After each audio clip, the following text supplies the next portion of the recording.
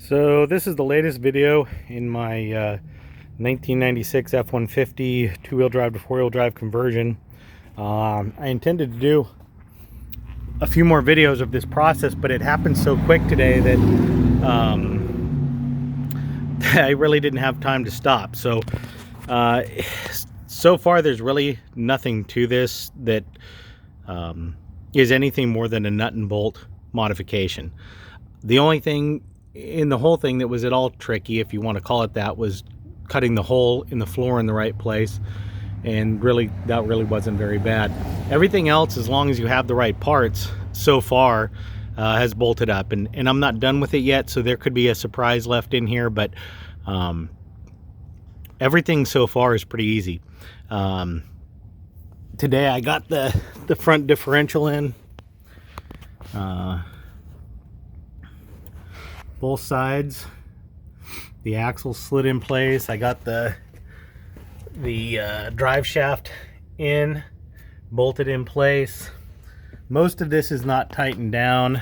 I'm kind of done for the day. Getting too old to put in full 8-hour work days on this stuff, but I think one more half-day session. When I started with this truck this morning, it was a running, functioning truck as a two-wheel drive. My first modification, if you look at my older videos, was to put in the transmission transfer case and the rear drive shaft, and then I drove it around for a couple of weeks, and just to make sure the transmission was functioning correctly and didn't have any major leaks or anything, which I lucked out, and it doesn't. It seems to function at least as well as my original transmission. So when I came out this morning at about 8:30 this morning, it was is a functioning two-wheel drive truck, and 4 hours later approximately, I have the vast majority of the four-wheel drive stuff in place. Now, I had put a lot of work into this prior, cleaning up parts and putting in new bushings into the twin torque beams. I didn't do everything new, but all of the U-joints that are inside the axle, they're all brand new. They're brand new U-joints on the front drive shaft.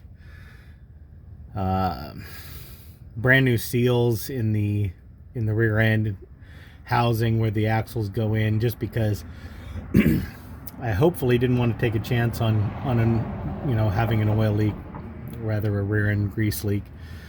So I spent time on that up front, hoping that it would make this process easier, and it was. It took, like I said, 4 hours to get my original suspension out and the four-wheel drive stuff in, and it's not all completely bolted in place yet, or it's not tightened down, I should say, but pretty much everything's in there.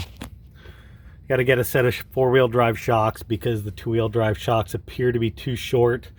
I'm not even sure that that's true because I didn't have any weight on it, but I don't want to take any chances. These four-wheel drive springs are thicker. I think they were about 1.25 inches, whereas the original ones were about a 32nd of an inch smaller in diameter than that.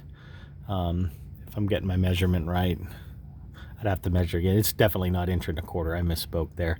I don't remember what the measurement, but these springs are about a 32nd of an inch smaller diameter. The original ones are. So this thing's undoubtedly going to sit a little bit higher just from that. Kind of wondering if maybe the donor truck that I got this from had F250 springs in it or something like that, because they're definitely heavier than the 150 springs. They weren't any longer though. They were the same length. So who knows when you're dealing with a 25-year-old parts truck what they've done to it over the years, but we're going to try these springs out, see where it sits, and go from there.